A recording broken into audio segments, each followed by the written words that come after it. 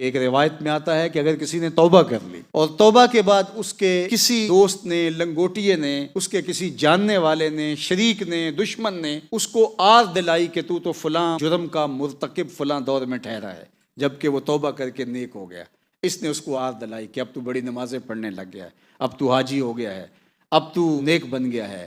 ہم تیرے بچپنے کو جانتے ہیں، تیرے لڑکپن کو جانتے ہیں، تیری جوانی ایام شباب کو جانتے ہیں۔ کسی شخص نے توبہ کرنے کے بعد اس کو اسی گناہ پر جس پر اس نے توبہ کر لی آر دلائی، اس کو ذلیل کرنا چاہا، اللہ اس شخص کو، آر دلانے والے کو، اتنی دیر تک مرنے نہیں دے گا جب تک اللہ اس کو ذلیل و رسوا نہ کر دے۔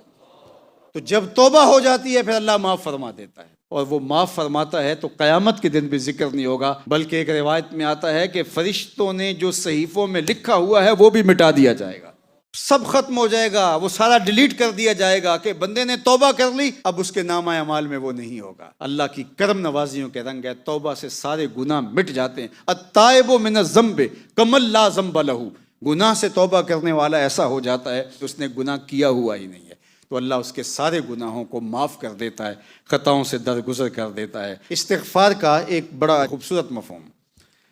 جب کوئی شخص کہتا ہے نا استغفر اللہ، تو علماء کہتے ہیں کہ وہ دو چیزوں کا اللہ سے مطالبہ کر رہا ہوتا ہے۔ ایک تو وہ یہ کہتا ہے اللہ جو میں نے گناہ کیے ہیں اس کا پردہ رہنے دینا، اور دوسرا وہ کہتا ہے میرے مالک اس گناہوں کے بدلے میں جو تیرا غضب اور غصہ ہے اللہ اس کو دور فرما لے اور مجھے معاف کر دے۔ اور اللہ پھر ایسی لاج رکھتا ہے قیامت کے دن بھی اس کے عیب ظاہر نہیں ہونے دے گا، اس کا پردہ چاک نہیں ہونے دے گا۔ چاک ان کے ہوں گے جنہوں نے توبہ نہیں کی، رجوع نہیں کی، اس وقت ہر شے سامنے آ جائے گی، لیکن جنہوں نے توبہ کر لی پھر اللہ ان کی پردہ داری فرماتا ہے۔ توبہ سے صرف ہمارے گناہ ہی نہیں دھلتے،